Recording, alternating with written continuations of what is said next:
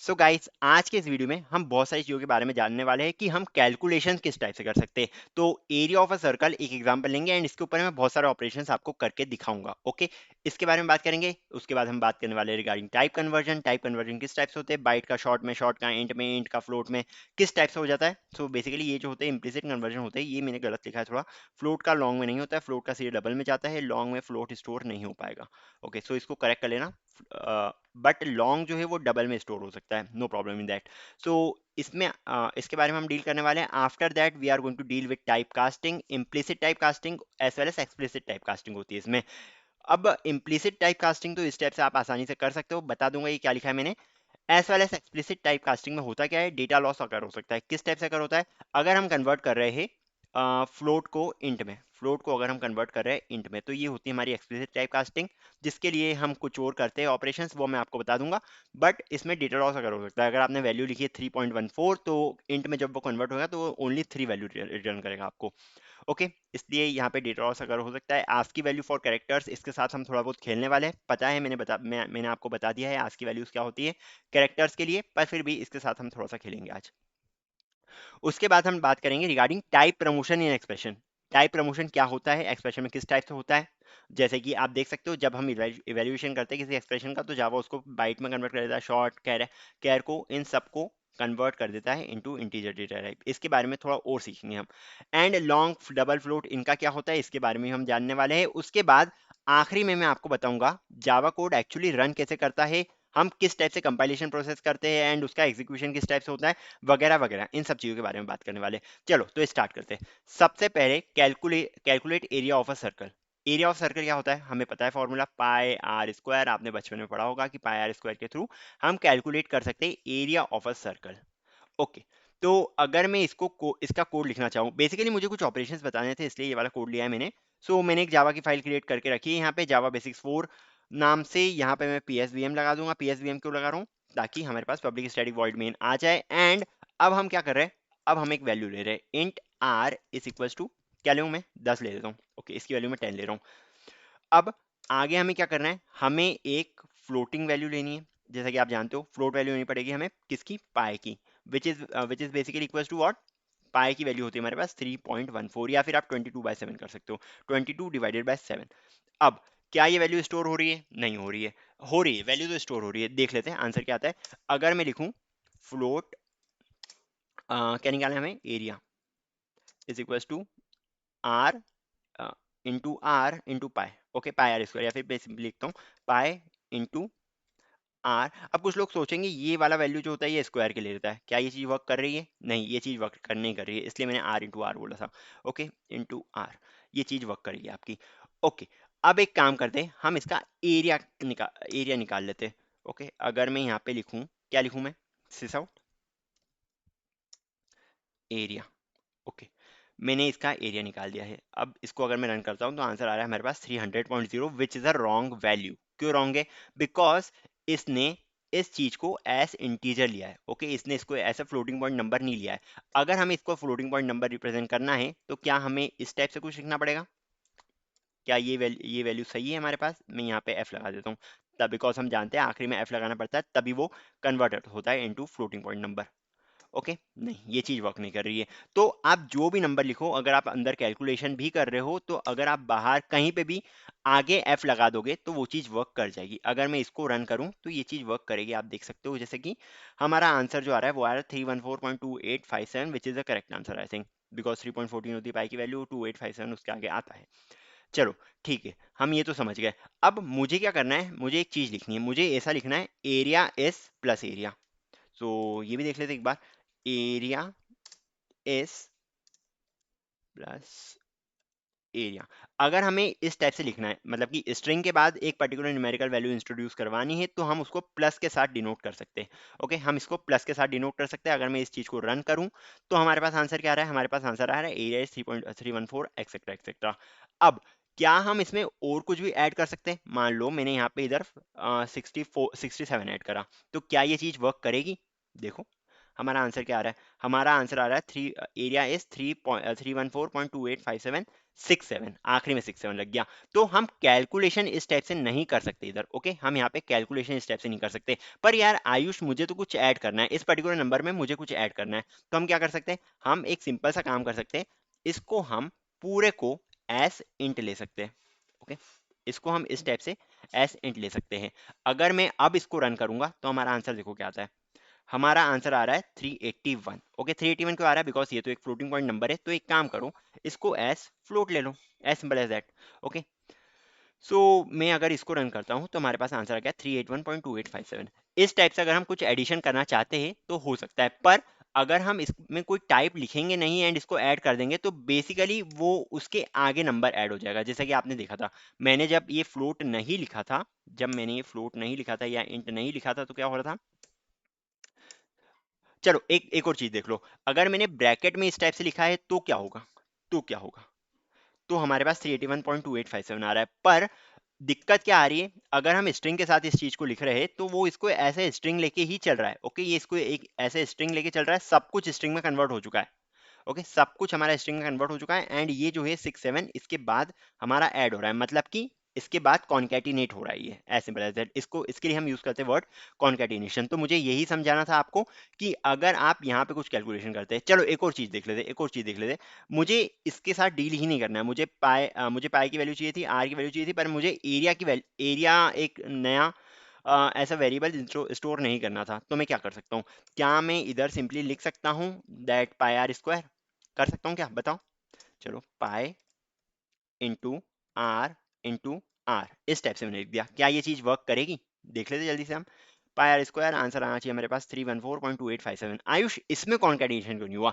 Because concatenation करने के लिए ये जो प्लस ऑपरेटर है आपको सिर्फ वो ही लगता है, ओके। कॉन्कैटिनेशन करने के लिए आपको ये प्लस वाला ऑपरेटर ही लगता है, एडिशन ऑपरेटर जो होता है वो ही, उसके थ्रू ही कॉन्कैटिनेशन होता है। ये सब इसको पता है कि ये मल्टीप्लिकेशन वाला ऑपरेटर है, इसलिए ये मल्टीप्लाई कर देता है, as simple as that. String के साथ मल्टीप्लाई हो सकता है, हाँ बिल्कुल हो रहा है, देख सकते हो आप। तो यार ये छोटी मोटी चीजें समझानी थी मुझे आपको कि आप इस टाइप से भी कैलकुलेट कर सकते हो। आपको इस एरिया वेरिएबल की जरूरत पड़ेगी भी नहीं, अगर आप इसको कमेंट कर दो, no problem in that, it will work properly, ठीक है। सो ये चीज मैंने आपको बता दी है। अब बढ़ते आगे हमारे इस चीज में, टाइप कन्वर्जन। यार ये टाइप कन्वर्जन क्या होता है? देखो यार, टाइप कन्वर्जन के बारे में अगर हम बात करते हैं तो बेसिकली होता क्या है, अगर आप शॉर्ट वैल्यू लेके चल रहे हो, अगर आप शॉर्ट वैल्यू लेके चल रहे हो तो उसमें बाइट अपने आप आ जाएगा। शॉर्ट में शॉर्ट टाइप का आपने एक वेरिएबल लिया, उसमें बाइट स्टोर कर रहे हो, no problem in that. Int type का आपने कोई वेरिएबल लिया, उसमें आप शॉर्ट स्टोर कर रहे हो, उसमें आप बाइट स्टोर कर रहे हो, नो प्रॉब्लम इन दैट, कोई प्रॉब्लम नहीं आएगी, शॉर्ट बाइट दोनों स्टोर हो जाएंगे। फ्लोट टाइप का आपने वेरिएबल लिया, उसमें शॉर्ट बाइट इंट अगर आप कुछ भी स्टोर करने की कोशिश करो, कोई दिक्कत नहीं आएगी हमारे पास। पर ये मैंने थोड़ा गलत लिख दिया है, यहाँ पे फ्लोट या तो आप आगे रख दो या कुछ कर दो, बिकॉज लॉन्ग जो है वो फ्लोट टाइप की वैल्यू स्टोर नहीं कर सकता, इसके बारे में बता दूं मैं आपको। पर डबल जो है वो फ्लोट टाइप की वैल्यू रख सकता है, इसमें आपको कोई कन्वर्जन करने की जरूरत नहीं पड़ेगी, इसलिए मैं बोलता हूँ इसको इम्प्लिसिट कन्वर्जन। कि कन्वर्जन जो है वो अपने आप हो रहा है, आपको इसको अलग से कन्वर्ट करने की जरूरत नहीं पड़ रही है। एक बार जल्दी से इसके बारे में भी हम गो थ्रू कर लेते हैं। अगर अब मान लो, अगर अब मान लो इसको लीव करो थोड़ा, मैं ले रहा हूँ एक बाइट टाइप की value, byte b is equals to, मान लो मैंने ले लिया है 9, okay, byte b is equals to 9 मैंने ले लिया है, वर्क करेगा बिल्कुल, वैल्यू रेंज में है। अगर मैं 126 लेता, 126 127 ले लेता तो भी ये रेंज में थी, तो अभी तो मैंने 9 ले लिया है। अब मैं क्या कर रहा हूँ, मैं अब यहाँ पे इंट्रोड्यूस कर रहा हूँ शॉर्ट, जो 2 बाइट की मेमोरी खाता है बेसिकली। शॉर्ट मैंने लिया, शॉर्ट में एस लिख लिया है मैंने, एंड यहाँ पे मैंने बी को स्टोर कर दिया। क्या ये चीज वर्क करेगी? हाँ, ये चीज वर्क कर रही है, मतलब कि बाइट वाली वैल्यू शॉर्ट में आ रही है। अगर मैं इसको प्रिंट करूं तो क्या आएगा हमारे पास? सिस आउट मैंने लिख दिया है यहाँ पे, सिस आउट, एंड देन यहाँ पे मैं एस को प्रिंट करना चाह रहा हूँ। क्या आना चाहिए हमारे पास, बता दो जल्दी से। हमारे पास आंसर आ रहा है 9, ओके, करेक्ट है, मतलब कि शॉर्ट जो है बाइट की वैल्यू ले पा रहा है। अगर मैं यहाँ पे एक और चीज इंट्रोड्यूस करूँ, अगर मैं यहाँ पे एक और चीज इंट्रोड्यूस करूँ which is int i is equal to, मान लो मैंने एस को रख दिया इधर, क्या ये चीज वर्क करेगी? एंड मैं यहाँ पे आई प्रिंट कर रहा हूँ, वर्क तो करेगी, मुझे दिख तो रहा है वर्क कर रही है ये चीज। सो मैंने इधर आई रख दिया है, वर्क कर रही है क्या? हाँ बिल्कुल कर रही है, हमारे पास आंसर आ चुका है 9। अगर मैं यहाँ पे एक और चीज करूँ, अगर मैं यहाँ पे एक एडिशन का, चलो इसके बारे में अभी देखते हैं हम कुछ अगली साइड में ही शायद तक। सो इस टाइप की चीजें हम कर सकते हैं। हमने एस को स्टोर कर लिया है यहाँ पे, अगर मैं यहाँ पे बी को स्टोर करूँ that is also possible for this. अगला जो नंबर है हमारे पास वो है फ्लोट, ओके। अब मैं क्या कर रहा हूँ, फ्लोट ले रहा हूँ, float f is equal to मान लो 43.6 एफ। मैंने इस टाइप से लिख दिया, जैसे कि आपको पता है फ्लोट में आखिर में एफ लगाना पड़ता है, नहीं तो वो इसको डबल की तरह ट्रीट करता है, एंड फ्लोट के अंदर हम डबल स्टोर नहीं कर सकते। चलो इतना हो गया। एंड अब हम क्या कर रहे हैं, अब हम एक चीज परफॉर्म करना चाह रहे हैं। क्या ये फ्लोट की वैल्यू इंटीजर में स्टोर हो सकती है? क्या ये फ्लोट की वैल्यू इंटीजर में स्टोर हो सकती है? इंट जे लेके चल रहा हूं मैं, इसमें मैं स्टोर कर रहा हूँ एफ को। नहीं, ये चीज स्टोर नहीं हो रही है, जैसा कि हम देख सकते हैं रेड लाइन आ गई, मतलब ये चीज स्टोर नहीं हो रही है। एंड आप अगर यहाँ पे जे लिखोगे आपको समझ में आ जाएगा क्या दिक्कत आ रही है हमारे पास ये दिक्कत आ रही है कि ये चीज लॉसी कन्वर्जन करेगी। ओके, ये चीज लॉसी कन्वर्जन करने वाली है। चलो ये समझ में आ गया हमें, तो हम क्या करें, हम एक चीज कर सकते हैं जिसको हम बोलते हैं एक्सप्लिसिट कन्वर्जन। एक बार जल्दी से मैं इधर ही दिखा देता हूँ आपको।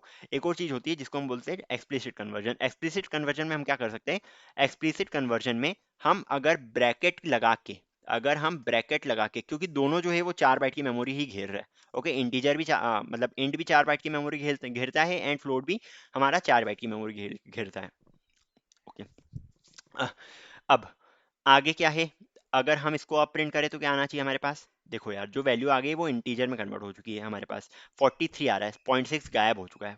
0.6 हमारे पास गायब हो चुका है अगर हम इसको इंटीजर में कन्वर्ट करते हैं। तो इसलिए मैं बोल रहा हूँ कि इससे जो होता है हमारे पास लॉजिक कन्वर्जन होता है, बिकॉज पॉइंट के आगे जो भी वैल्यू है वो गायब हो जाएगी अगर आप एक्सप्लिसिट कन्वर्जन करते हो तो। ओके, अब एक और चीज देख लेते, क्या हम इस वैल्यू में डबल डाल सकते हैं? जल्दी से देख लो, अगर मैं यूज करता हूँ डबल, या सबसे पहले लॉन्ग देख लेते हैं। लॉन्ग लॉन्ग जी ले लेता हूँ मैं। Long g is equals to 5674, इस टाइप की कोई वैल्यू ले ली मैंने।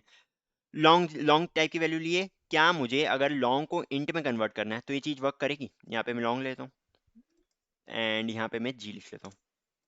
ये देखो, ये चीज वर्क नहीं करी है, बिकॉज हो क्या रहा है, लॉन्ग जो है उसके पास 8 बाइट की मेमोरी, मान लो इतनी बड़ी मेमोरी है, और इंट जो है उसके पास 4 बाइट की मेमोरी, इतनी मेमोरी है। तो यार 4 बाइट के अंदर 8 बाइट की चीज कभी स्टोर नहीं हो सकती, मतलब कि बड़ी चीज छोटे के अंदर नहीं जा सकती। बड़े पतीले के अंदर छोटा पतीला जा सकता है, पर छोटे पतीले के अंदर बड़ा पतीला नहीं जा सकता, as simple as that. Okay, I think this is clear. अगर मैं यहाँ पे क्या स्टोर करूँ, लॉन्ग टाइप की वैल्यू तो नहीं आएगी, ये तो समझ गए, पर लॉन्ग के अंदर इंट आ सकता है क्या?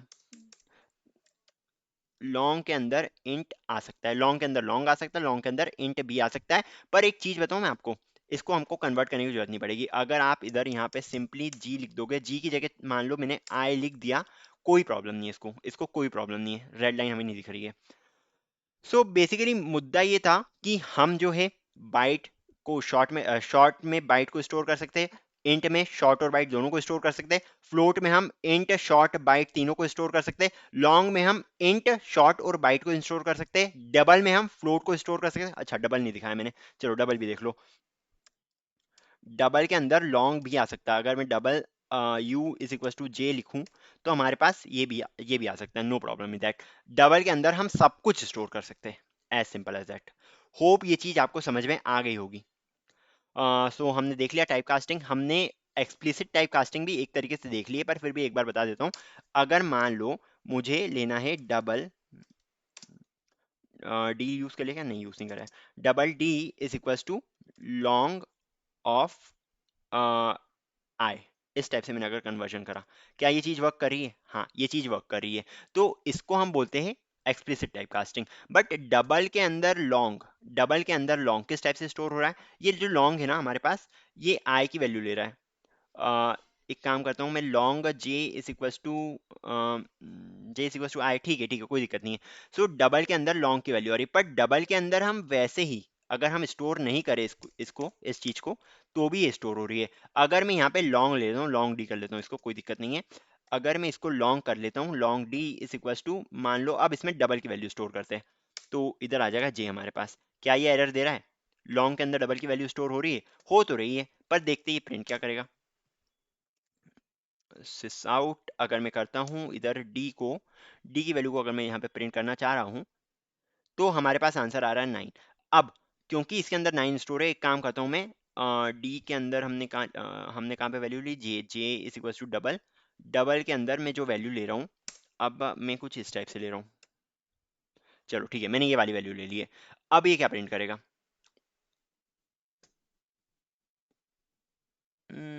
क्या प्रिंट करना चाह रहा हूँ, long d is equal to j, j is equal to, okay मैंने यू यहाँ पे यू लिख देता हूँ मैं। हाँ, अब ये क्या चीज रन करेगा, देखो यार कुछ ना कुछ एरर आ गया, क्यों आ गया, बिकॉज ये जो है डबल टाइप की वैल्यू है, ओके ये जो है डबल टाइप की वैल्यू है, इसके आगे इसमें पॉइंट के आगे कुछ है, तो इसको अगर हमें लॉन्ग को में कन्वर्ट करना है तो हमें यूज करना पड़ेगा एक्सप्लिसिट टाइप कास्टिंग को, विच इज दिस, ओके। ये ऐसे अगर हम स्टोर करते हैं तो ये जो है ये लॉन्ग में स्टोर हो जाएगी वैल्यू। ठीक है, बात समझ में आ गई, डबल की वैल्यू लॉन्ग में चेंज हो गई, यू जो है वो डबल टाइप का है पर लॉन्ग जो है वो इस टाइप का है। अब होगा क्या, इसमें लॉजिक कन्वर्जन होता है, मतलब क्या कि इसमें जो भी पॉइंट के बाद लिखा था 7 के बाद 0.7868, ये चीज जा चुकी है, ये चीज हमें नहीं देखने को मिल रही है, तो ये कुछ ना कुछ कम वैल्यू स्टोर करेगा। तो हमने देख लिया टाइप कन्वर्जन वगैरह के बारे में। अब एक काम करते हैं, इसके बाद वाला पार्ट हम अगले वीडियो में डिस्कस कर लेंगे।